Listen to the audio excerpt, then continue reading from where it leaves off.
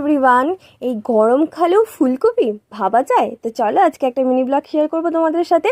তো আমি সকালে চলে এসেছি আমার স্টুডেন্টদের পড়াতে, দেন একটা পার্সেল রিসিভ করে সেটাকে আনবক্স করলাম। আজ আমাদের একটা ইনভিটেশন ছিল, সেখানে রেডি হয়ে চলে গেলাম।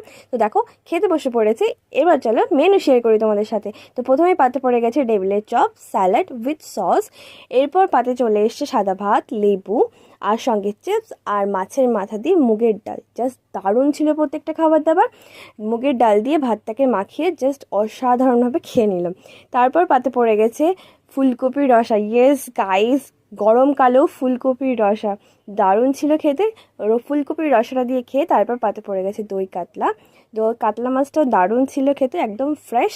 দেন পাতে পড়ে গেছে চিকেন দিয়ে ভাতটা মাখিয়ে স্যালাড দিয়ে খেতে জাস্ট দারুণ লাগছিলো। তারপর পড়ে গেছে আমার ফেভারিট কম্বিনেশন, চাটনি আর পাঁপড়, তারপর দই মিষ্টি। ব্যাস আমাদের খাওয়া দাওয়া শেষ। জন্য টাটা, দেখা হচ্ছে নেক্সট